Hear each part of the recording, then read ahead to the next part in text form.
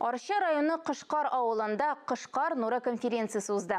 Аның төп темасы Татарстанның иң борынгы мәчетләренең берсе базасында тарихны, традицияләрне торгызу һәм мәдрәсәнең эшен дәвам итү. Конференцияда безнең хәбәрчебез дә булып кайтты. 19 гасыр ахырында иң олы һәм популяр мәдрәсәсе бүгенге көндә тарихи объект. Киләчәктә Кышкар мәчетенә олы планнар. Кышкар мәдрәсәсе Казан губерниясының Кышкар авылында сәүдәгәр Баязит әл-Кышкари тарафыннан 18 гасыр башында оештырылган данлыклы уку йорты. Анда беренче татар газетасын оештыручы дин һәм җәмәгать эшлеклесе Гатаулла Баязитов, күренекле татар шагыйре Габделҗәббар Кандалый, татар мәгърифәтчесе, тәрҗемәче Таип Яхин, күренекле дин эшлеклесе Габдулла Тукайның укытучысы Мотойгала Тәхвәтуллин, Тукайның әтисе Мөхәммәд Гариф хәзрәт шулай ук Русиянең күп кенә төрки халык вәкилләре укый. 1918 елдан соң мәдрәсә ябыла.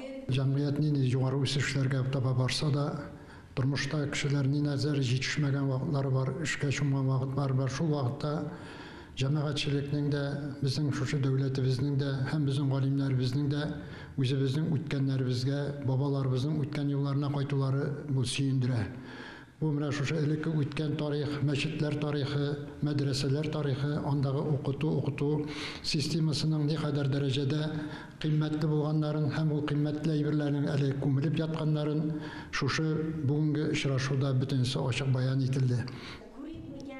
Арча районы Кышкар мәдрәсәсендә беренче тапкыр Кышкар нуры дип исемләнгән фестиваль үтте. Чараны татар ядкәрләре шәхси оешмасы Безнең мирас журналы Кышкар авылы мәдәният йорты оештырган иде.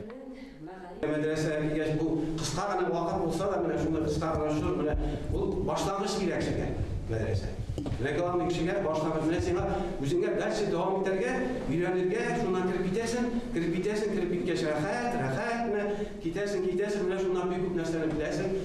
Кышкар мәчетенә җитәкчеләр игътибар итсә, мәчет тагында күркәм булып эшләп китәр иде. Бу Татарстанда беренче һәм борынгы мәчетләрнең берсе дип санала. Бүгенге көндә районда 93 мәчет эшли. Мәчкәрә мәчетен салдыручы татар меценаты Габдулла Үтәмәшевнең оныгы Исмәгыйль Үтәмәшев нәкъ менә Кышкар мәдрәсәсенә җитәкчелек иткән.